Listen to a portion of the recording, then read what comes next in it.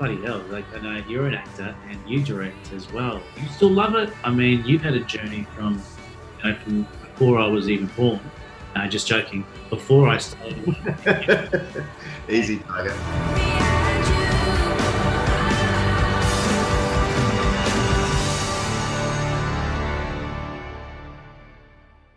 Hey, Simon. Hey Wayne, how are you, mate? I, look, I was in, we're 2021 now. I think 12 months ago, I was in Berlin. Yeah. And I was fortunate to be there for the world premiere of High Ground, and and it was one of those nights where I was like, oh, okay, I'll go support my friends. You're one of those friends, and I was like, yeah, okay. And I had it was just it was a moment in my life. It was a moment in Berlin just before COVID set in. Mm. But I understand last week you guys were on country up in the Northern Territory, but up in the northeast Arnhem Land, and Yeah. how did those screenings go? They did two screenings, one in Gumbalanya, which is sort of Western Arnhem Land, Yeah. and Yirrkala, which is Northeast Arnhem Land. And because we used most of the mob, a lot of mob from Yirrkala and a lot of mob from Gumbalanya. Like most of the community in Gumbalanya were in the film in some way or had some part of it. But they screened it on the local sports field, big blow up screen. Everyone just came from everywhere. People came from miles, and yeah, just kids and dogs and things running around everywhere, and it was really powerful. Like there was a lot of crying. There was a lot of a lot of people were really obviously affected by it and moved by it, and a lot of them had actually been in the movie in the process, which is such a weird sensation. If you're not familiar with making a film, those sort of bitsy pieces that you do, and then when you finally see the thing completed and you go, oh right, context. Yeah, that's pretty special. Yeah. I think it went really well. There's a lot of people. Jacob Jr. Nigel, the young fella that's in the movie that plays Gutschuk. I think I met him in Berlin too. I think he was there. Yeah. Sweetheart. He said that his grandmother nearly had a heart attack when she saw him on the screen. Like she just couldn't. I mean, here he was. He was a ranger, on country ranger, and 2 days later he's cast in that movie. That's funny because I mean I remember at the time he sort of came in and whilst you were shooting it at the time as well. Yeah. Yeah. So what a journey that he's had. Yeah. I think Bit of a mind blower. Yeah, because I think our films too, Simon, have sort of followed each other with Adelaide and Brisbane. Yeah. And, Sydney, and so I've seen him at a couple of events, and there's a reference to Yirrkala in your film where the Page brothers go back there and spend time, and I think actually Widiana Marika is plays the grandfather in our film, and I think it might have been his sister. Yeah, interviewed in your film. Yeah. I mean, Bundak was obviously they're such a big family in that area, and Widiana, is such an amazing man, and so wonderful in your film. And just to share these type of stories is great. Bloody hell! Like I know you're an actor and you direct as well. I mean, do you still love it? I mean, you've had a journey from before I was even born. No, just joking. Before I started. Easy target. Easy. But do you still love it, Simon? I used to, I thought I had fallen out of love with it. Yeah. And then you just happen to have a fantastic experience, and you go, oh, okay. I found, there's that thing of getting too close to the work, and then getting a bit of distance, and then when you come back, it's like, oh, actually, I'm enjoying this again.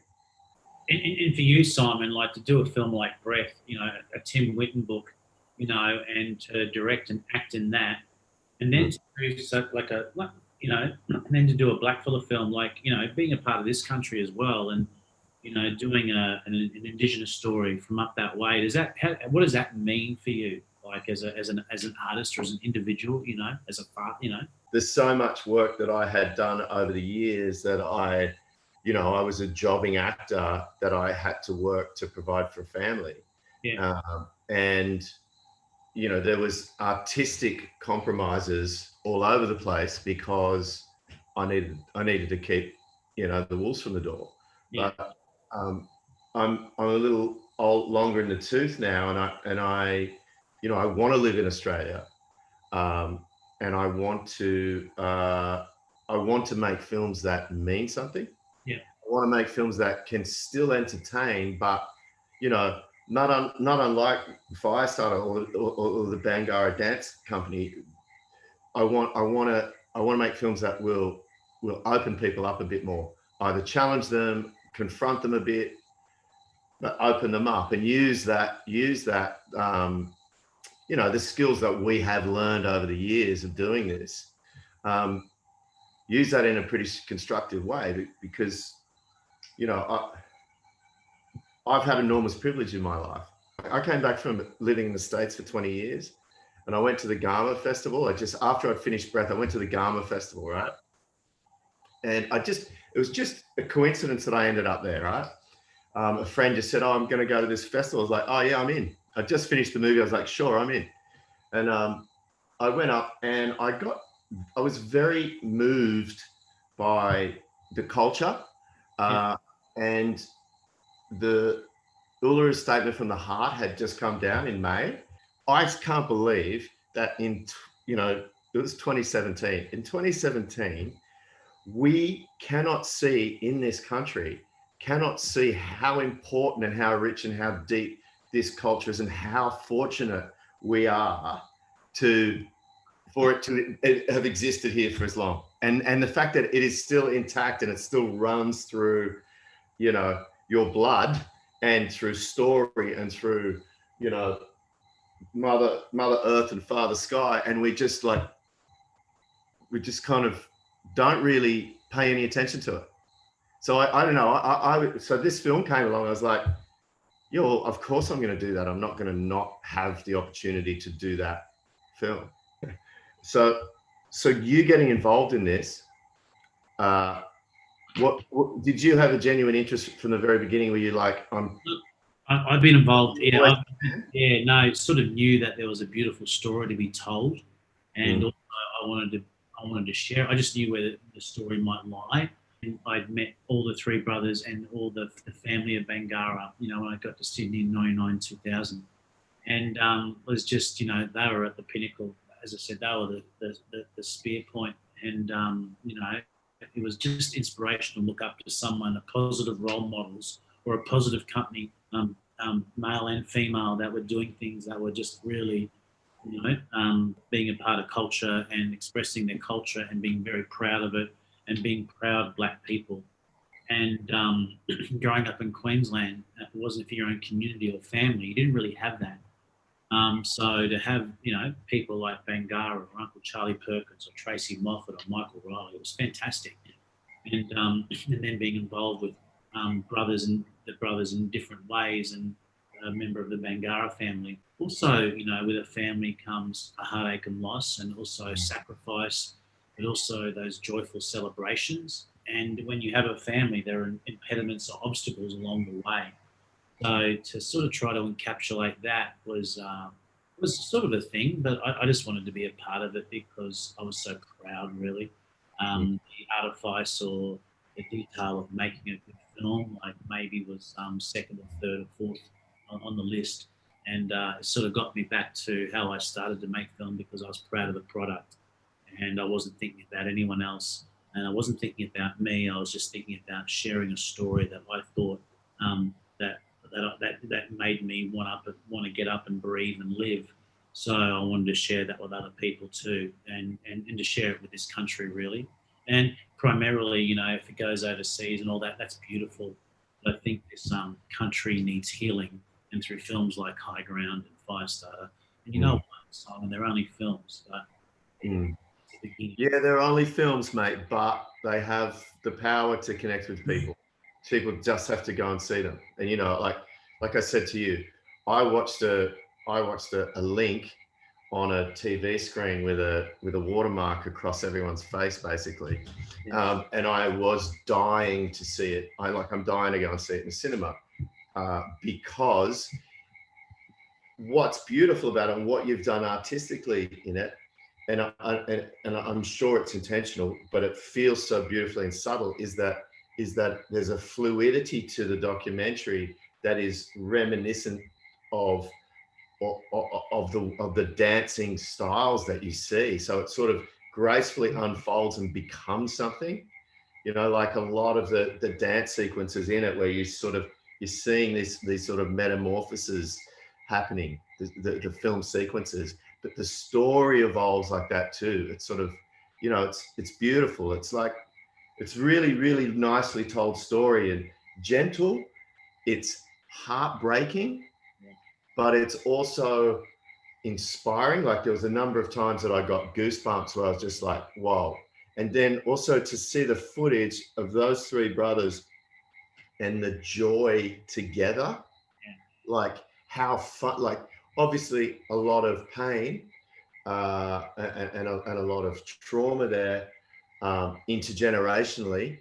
But the thing that still blows my mind is the humor and the joy and the spirit that they all carried all the time, No, no, thank you. Thank you for that. I mean, that's part of the documentary as well, to see that sort of heartbeat of the company. And some of the interviews with, like the interview with Stephen, there's one or two interviews with Stephen. There's a bit of footage with him on the Andrew Denton show. Yeah. That is incredibly, he's so honest and beautiful in the way he talks. And then there's an interview later on that you do with him, and I'm like, wow, this is so open. Like, this guy's just opened up, and you were able to make him feel comfortable. And I felt really privileged to see that. I was like, wow, not many people would open like that, given what they've been through. Yeah. I mean, Stephen is, we're all protective. To be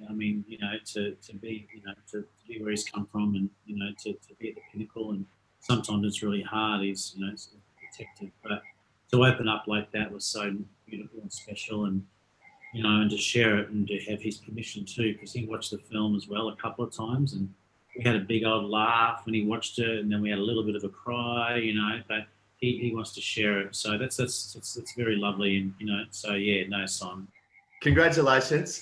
Like I said, it's the number one. It's on my list, first of all, when this bunch of Australian films come out to go and see in the cinema, because I want to see that and hear the sound, and not on a television. Like, it's going to come to life. And I really enjoyed it, mate. And I'm glad you did it. And I can't wait to go and see another, a Bangarra show.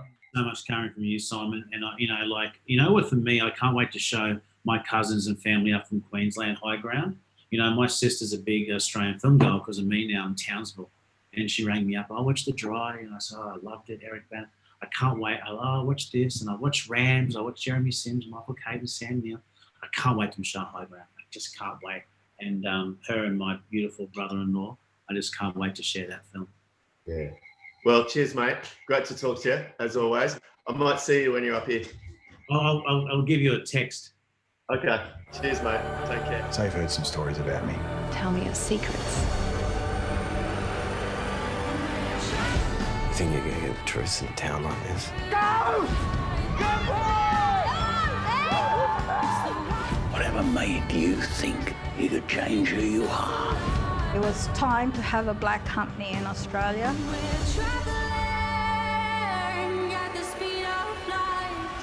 I'm here.